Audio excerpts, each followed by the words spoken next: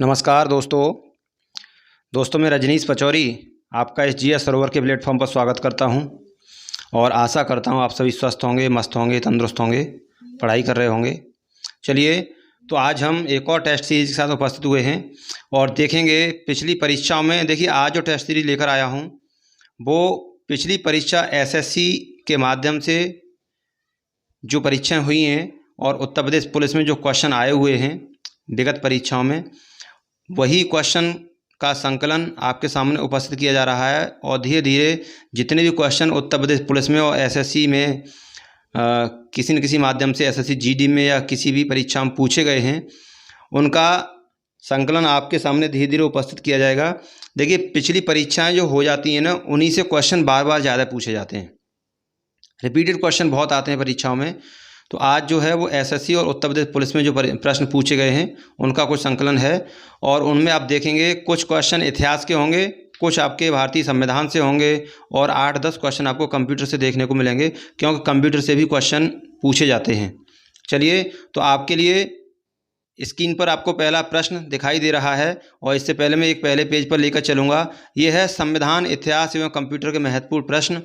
और प्रश्न पहला, बाजार नियंत्रण प्रथा लागू की थी। तो बाजार नियंत्रण प्रथा, देखिए मैंने आपको बताया था, एक क्लास कराई थी थ्योरी की, उसमें आपको दिल्ली सल्तनत के बारे में मैंने आपको बताया था कि इस माध्यम से आप उसे याद कर सकते हैं। एक ट्रिक मैंने आपको बताई थी, GKTSL,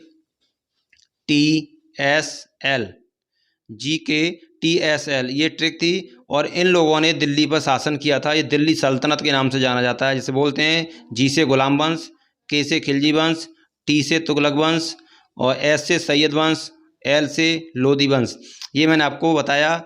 सबसे अंतिम वंश जो था दिल्ली सल्तनत का वो लोधी वंश और प्रथम वंश जो था वो गुलाम वंश था। तो यहाँ पर क्वेश्चन है, बाजार नियंत्रण प्रथा लागू की थी। तो यहाँ पर सही ऑप्शन आपने चूज कर लिया होगा। मेरा जवाब यहाँ पर आता है ऑप्शन बी, अलाउद्दीन खिलजी ने बाजार नियंत्रण प्रथा लागू की थी। और देखिए, खिलजी वंश की स्थापना जो की थी वो 1290 में, आप देखेंगे 1290 में किसने? जलालुद्दीन खिलजी ने। ऑप्शन सी वाला जो व्यक्ति है जलालुद्दीन खिलजी, इसने 1290 में खिलजी वंश की स्थापना की और ये ज़्यादा समय तक नहीं टिके, 1296 तक ये टिके थे। 1296 तक इन्होंने शासन किया और 1296 में अलाउद्दीन खिलजी, इसके द्वारा इस जलालुद्दीन खिलजी की हत्या कर दी गई थी। और इसमें आपको मैं बताऊंगा, जलालुद्दीन खिलजी जो थे, इनकी बेटी थी मल्लिका-ए जहां।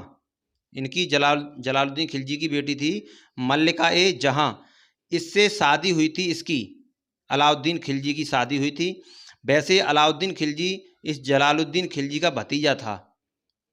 अलाउद्दीन खिलजी जो था वो जलालुद्दीन खिलजी का भतीजा था, लेकिन इसकी बेटी की शादी अलाउद्दीन खिलजी से हुई थी और बेटी का नाम था मल्लिका-ए जहां। तो ये भतीजा भी हो गया, कौन? अलाउद्दीन खिलजी, ये भतीजा भी हो गया और दामाद भी हो गया किसका? जलालुद्दीन खिलजी का। तो इसी ने, अलाउद्दीन खिलजी ने ही अपने ससुर की, या कह सकते हैं अपने चाचा ताऊ की, इसकी हत्या कर दी थी, है ना। तो क्वेश्चन देखिए, परीक्षा में ये भी पूछा गया है, यहाँ पर मैं अब बता देता हूँ आपको। आया है प्रश्न, ऐसा कौन सा दिल्ली सल्तनत का ऐसा कौन सा शासक था जिसने अपने ससुर की हत्या की थी?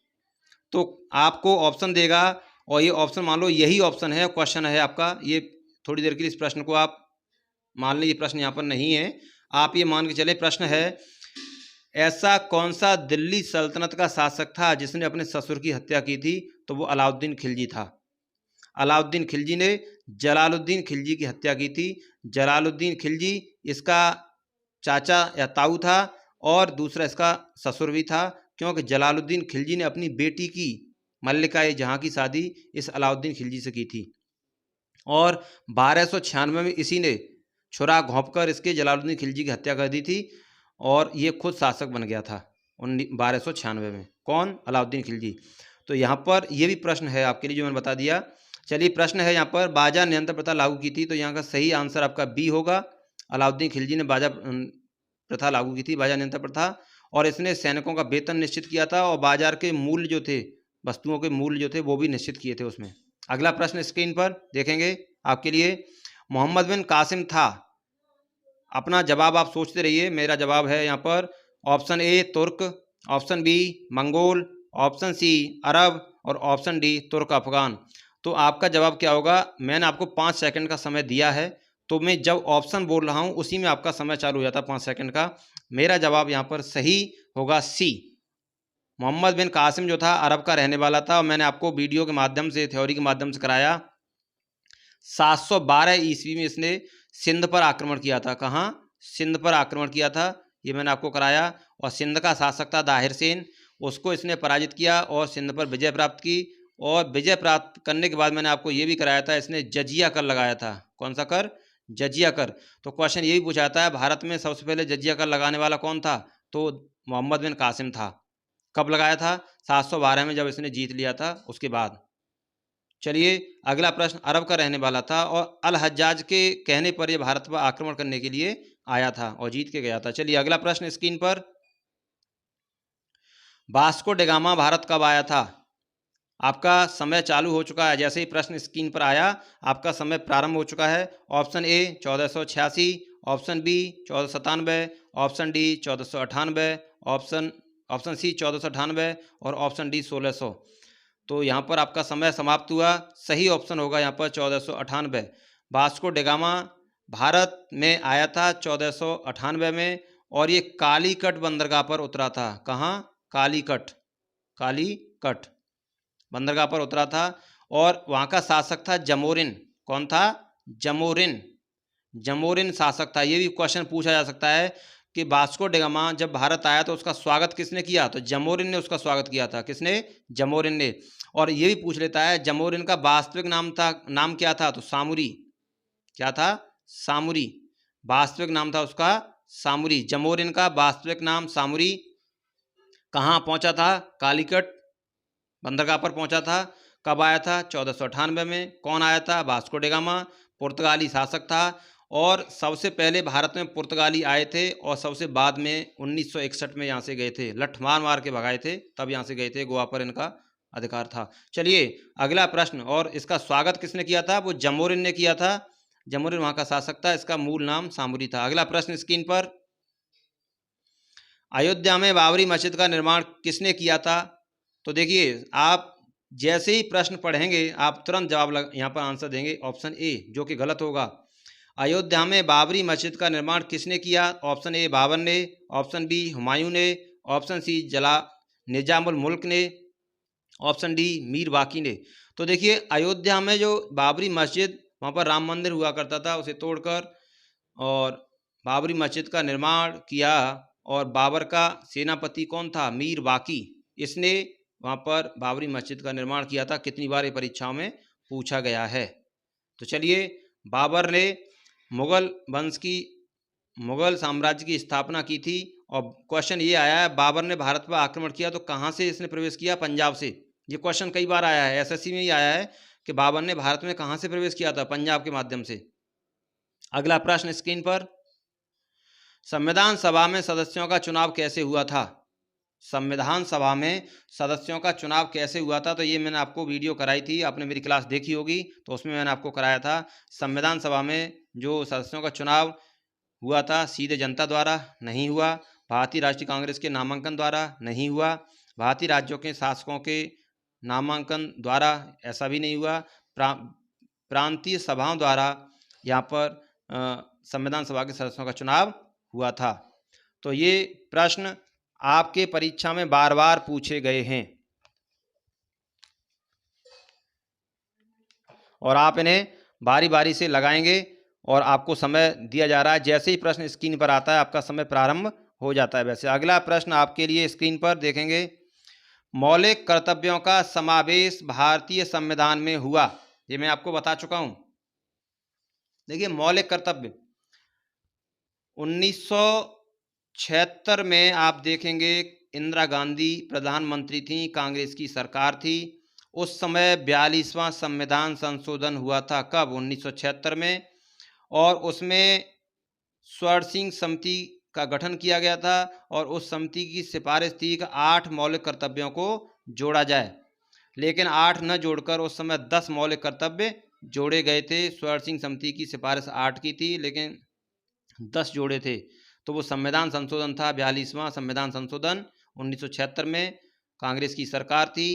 और उसके बाद में 11वां फिर जोड़ा गया था मौलिक कर्तव्य, वो था 6 से 14 साल के बच्चों को शिक्षा की व्यवस्था करना, उनकी लालन पालन करना और उनको उनका संरक्षण करना। ये 86वां संविधान संशोधन हुआ था, उसमें ये 11वां आपका मौलिक कर्तव्य जोड़ा गया था, वो 86वां संशोधन था। और ये मौलिक कर्तव्य वैसे आपके जोड़े गए थे कब? 42वां संविधान संशोधन। और आप देखेंगे अनुच्छेद कौन सा है? अनुच्छेद 51 क, क्योंकि अनुच्छेद 51 तो पहले से ही था, तो 51 क जोड़कर उसमें मौलिक कर्तव्यों को डाला गया था। चलिए अगला प्रश्न स्क्रीन पर आपके लिए। भारत में राष्ट्रपति के चुनाव के लिए मंडल के सदस्य होते हैं। देखिए भारत में राष्ट्रपति का जब चुनाव होता है उसमें कौन कौन सदस्य भाग लेते हैं, ये मैं आपको राष्ट्रपति का जब पोर्शन मैंने कराया था तो मैंने आपको उसमें समझा दिया है। देखिए पहला ऑप्शन है लोकसभा के चुने हुए सदस्य, दूसरा है राज्यसभा के चुने हुए सदस्य, तीसरा है विधानसभा के चुने हुए सदस्य, चौथा है राज्य विधान परिषद के चुने हुए सदस्य। तो यहाँ पर सही आपका जवाब नीचे लिखा हुआ ढूंढेंगे। नंबर 1 1 एवं 2, नंबर 2 1 एवं 3, नंबर 3 1 2 एवं 3, नंबर 4 में 1 3 4। तो देखिए सही जवाब आपका यहाँ पर होगा ABC। तो ये ढूंढ लें किस में है, आप ढूंढते हैं देखेंगे। हमने देखा ऑप्शन तीसरा जो है ये वाला, इसमें ये पाए जाते हैं। तो यहाँ इस प्रकार से भारत के राष्ट्रपति का चुनाव होता है। इसमें लोकसभा के चुने हुए सदस्य भाग लेते हैं, राज्यसभा के चुने हुए सदस्य भाग लेते हैं और विधानसभाओं के चुने हुए सदस्य भाग लेते हैं। विधान परिषद का इसमें कोई सदस्य भाग नहीं लेता है। तो चलिए अगला प्रश्न स्क्रीन पर। भारत के नियंत्रक एवं महालेखा परीक्षक के पद पर नियुक्ति का कार्यकाल होता है, यानी कैग जिसे बोलते हैं, CAG कैग, इसकी नियुक्ति होती है राष्ट्रपति के द्वारा। और आप देखेंगे कितने वर्ष का कार्यकाल इस व्यक्ति का होता है। जो व्यक्ति किसमें महालेखा परीक्षक का पद जो प्राप्त करता है उसका कार्यकाल कितने वर्ष का होता है? तो ये ऑप्शन A 4 वर्ष, ऑप्शन B 5 वर्ष, ऑप्शन C 6 वर्ष और ऑप्शन D 7 वर्ष। आपका जवाब यहाँ पर सही जवाब ऑप्शन C होगा 6 वर्ष। अगला प्रश्न स्क्रीन पर। जो व्यक्ति संसद का सदस्य नहीं है केंद्रीय मंत्री रह सकता है। देखिए यहाँ पर मंत्री हो, मुख्यमंत्री हो, है ना, या प्रधानमंत्री हो। कौन हो? प्रधानमंत्री। कोई व्यक्ति हो वो बगैर इलेक्शन जीते हुए भी प्रधानमंत्री बन सकता है, मुख्यमंत्री बन सकता है और मंत्री भी बन सकता है। लेकिन कितने समय तक रह सकता है? तो ऑप्शन A 1 वर्ष, ऑप्शन 2 6 माह, ऑप्शन C 3 माह और ऑप्शन D 6 वर्ष। तो यहाँ पर सही जवाब आपका होगा 6 माह। कोई भी व्यक्ति बगैर इलेक्शन जीते यदि वो इलेक्शन हार जाता है तब भी वो प्रधानमंत्री, मुख्यमंत्री या मंत्री बन सकता है, लेकिन अधिकतम 6 महीने तक। 6 महीने के अंदर उसे कहीं न कहीं से किसी भी सीट से इलेक्शन जीतना होगा और इलेक्शन नहीं जीत पाता तो पद से इस्तीफा देना पड़ेगा। तो ये होता है। अगला प्रश्न स्क्रीन पर। कौन राज्यसभा का अध्यक्ष होता है? ये मैं करा चुका हूँ आपको। राज्यसभा का अध्यक्ष प्रधानमंत्री, राष्ट्रपति, उपराष्ट्रपति या इनमें से कोई नहीं। तो यहाँ पर सही जवाब आपका होगा ऑप्शन C, उपराष्ट्रपति राज्यसभा का अध्यक्ष होते हैं, लेकिन ये राज्यसभा के सदस्य नहीं होते, ये ध्यान रखें। क्वेश्चन ये भी आ जाता है इनमें से कौन ऐसा व्यक्ति है जो राज्यसभा का सदस्य नहीं होता है, और ऑप्शन यही लिखे हुए हैं। तो आप ये मान लें यहाँ पर उपराष्ट्रपति राज्यसभा का सदस्य नहीं होता है। उपराष्ट्रपति नहीं, ऑप्शन और भी कोई हो सकते हैं। तो प्रधानमंत्री राज्यसभा से भी हो सकते हैं, राष्ट्रपति अलग होते हैं और उपराष्ट्रपति अलग होते हैं। तो उपराष्ट्रपति राज्यसभा के सदस्य नहीं होते हैं, लेकिन अध्यक्ष होते हैं। ऑप्शन क्वेश्चन अगला स्क्रीन पर। अब यहाँ पर हम बात करेंगे कुछ कंप्यूटर के प्रश्न की।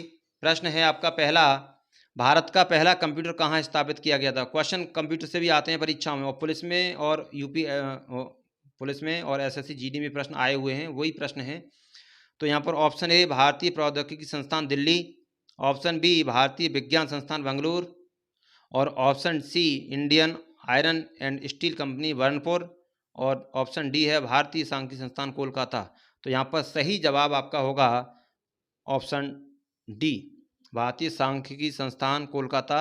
1900 देखेंगे 1954 और 1955 के आसपास, 1954-55 में वहाँ पर इस कलकत्ता में कंप्यूटर की स्थापना की गई थी। अब अगला प्रश्न स्क्रीन पर, देश का प्रथम कंप्यूटर साक्षर जिला है। देश का प्रथम कंप्यूटर साक्षर जिला है। Option A Ernakulam, option B Villupuram, option C Thiruvallur और ऑप्शन डी मलप्पुरम।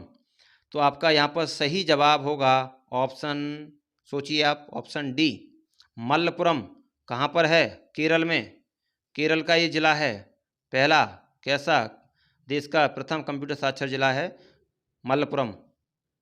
आया है प्रश्न और आता है अगला प्रश्न स्क्रीन पर, कंप्यूटर का निम्न में से कौन सा कार्य नहीं है? कंप्यूटर कौन सा कार्य नहीं कर सकता है इनमें से? देखेंगे, आपका समय प्रारंभ हो चुका है 5 सेकंड के लिए। Option A input, option B output, option C control, option D processing. तो देखिए, इनपुट, आउटपुट, कंट्रोल, प्रोसेसिंग, ये सारे काम कंप्यूटर करता है, लेकिन कंप्यूटर ऑप्शन ई अंडरस्टैंडिंग का काम नहीं करता है।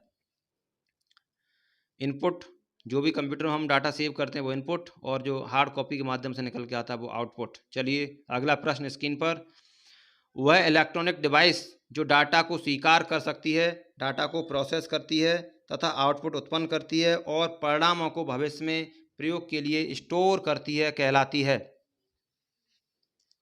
Option A input, option B computer, option C software, option D hardware.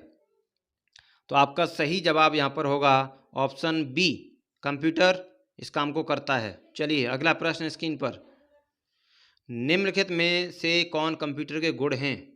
Computer के गुण क्या क्या हैं? ऑप्शन ए तीव्र गति, ऑप्शन बी त्रुटि रहित कार्य, ऑप्शन सी गोपनीयता और ऑप्शन डी ये सभी। तो आपका सही जवाब यहाँ पर क्या होगा? सोचिए एक बार, और सही जवाब यहाँ पर होगा ये सभी।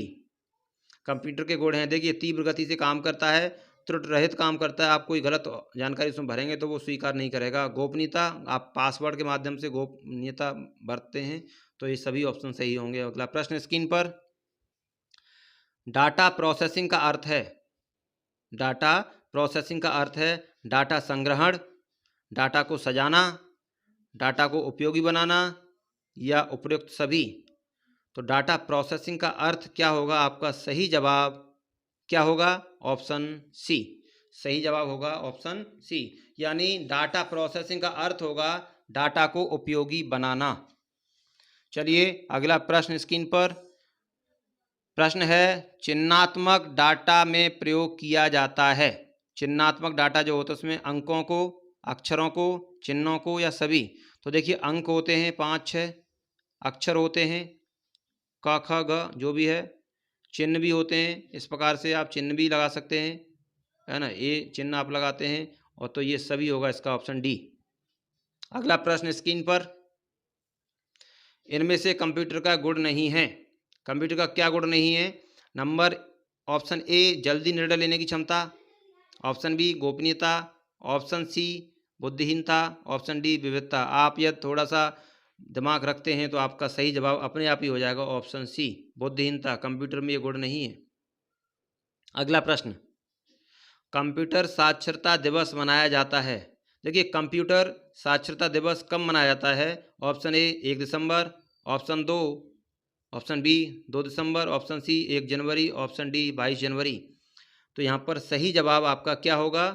आपका समय खत्म हो चुका है, और यहाँ पर ऑप्शन बी होगा, 2 दिसंबर को कंप्यूटर साक्षरता दिवस मनाया जाता है। अगला एंड लास्ट क्वेश्चन स्क्रीन पर है, विश्व में सर्वाधिक कंप्यूटर वाला देश है।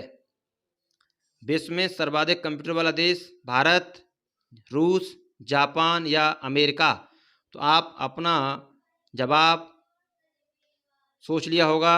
हमारा जवाब यहाँ पर होगा ऑप्शन डी, विश्व में सर्वाधिक कंप्यूटर वाला देश है अमेरिका। तो देखिए, बारी बारी से हमने यहाँ पर 10 क्वेश्चन कंप्यूटर के देखे और 5 इतिहास के, 5 संविधान के प्रश्न हमने देखे। ये वही प्रश्न हैं जो एसएससी, जीडी और यूपी पुलिस में आए हुए हैं। विगत परीक्षाओं में प्रश्न पूछे गए हैं, पिछली परीक्षाओं में उनमें से मैंने ये प्रश्न निकाल कर आपके लिए उपस्थित किए हैं। और देखेंगे मैं यही टेस्ट सीरीज लाता रहूँगा जो एसएससी द्वारा, उत्तर प्रदेश पुलिस द्वारा जो परीक्षाओं में पूछे गए हैं वो आपके लिए उपस्थित करता रहूँगा। और आप प्रैक्टिस सेट के माध्यम से अपना अभ्यास करिए और परीक्षा में अपना मुकाम हासिल करिए। एसएससी जीडी, एसएससी के माध्यम से वैकेंसी बड़े स्तर पर आने वाली है और जल्दी से उसके फॉर्म चालू हो जाएंगे। तो आप उसमें अच्छे अंक प्राप्त करने के लिए आपको अधिक से अधिक प्रैक्टिस करनी होगी। एसएससी का पोर्शन यानी इसमें जीके का महत्वपूर्ण पोर्शन होता है जो हमें आगे बढ़ाता है। चलिए, तो आज के लिए इतना काफ़ी है और अगले टॉपिक के साथ फिर हम आपके लिए कुछ प्रश्न लेकर आएंगे जो पिछली परीक्षाओं में पूछे गए हैं। तब तक के लिए आप प्रैक्टिस करते रहिए और लगाते रहिए। विदा लेते हैं। रेगुलर प्रैक्टिस करते रहिए, आपको सफलता जरूर मिलेगी। ये मेरी आपके लिए दुआएं हैं।